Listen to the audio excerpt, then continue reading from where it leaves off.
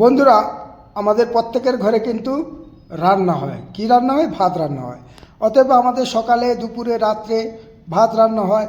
অনেক সময় আমাদের খাওয়ার পর কিন্তু অনেক সময় ভাত বেঁচে যায়। সেই ভাতগুলো আমরা অপচয় করে ফেলি। সেই অপচয় না করে সেই ভাতগুলোকে আমরা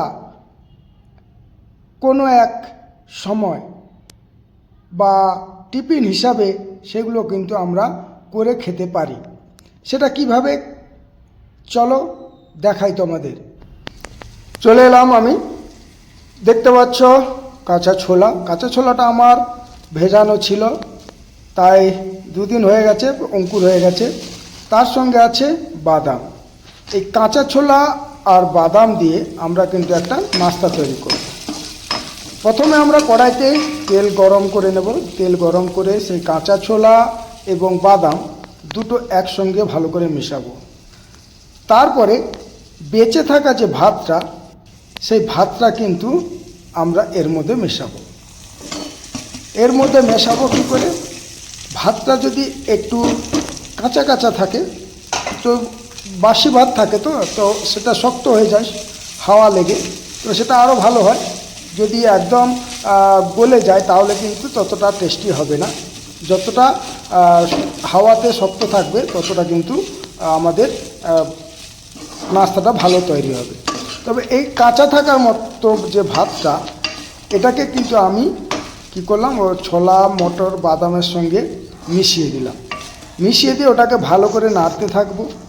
নাড়তে নাড়তে ওখানে তুমি মশলাও দিতে পারো। মশলা দিলে অসুবিধা নেই। পরিমাণ মতো নুনও দিয়ে দিবে, একটু হালকা হলুদ দিয়ে দেবে, জিরেও দিতে পারো। দিয়ে ওটাকে কিন্তু ভালো করে কিন্তু মাখাতে হবে।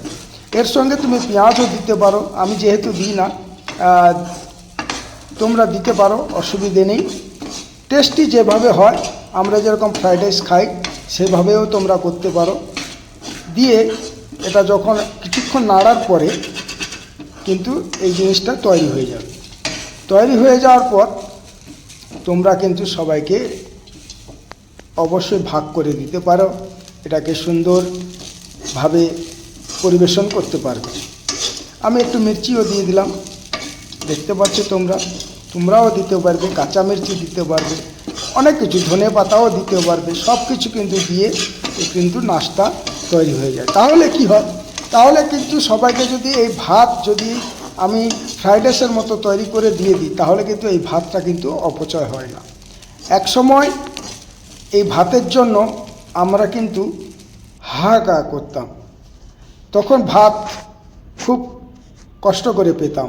আজ থেকে প্রায় 40 থেকে 45 বছর আগের কথা বলছি। অবশ্যই তোমরা ভাত অপচয় না করে এগুলোকে ছেলে, মেয়ে, বড়, ছোট সবাইকে কিন্তু তোমরা টিফিন হিসাবে দিতে পারো। তবে ভিডিও তোমাদের কেমন লাগলো অবশ্যই তোমরা জানাবে। অসংখ্য ধন্যবাদ। চেষ্টা করব আরও কিছু ভিডিও আনার জন্য।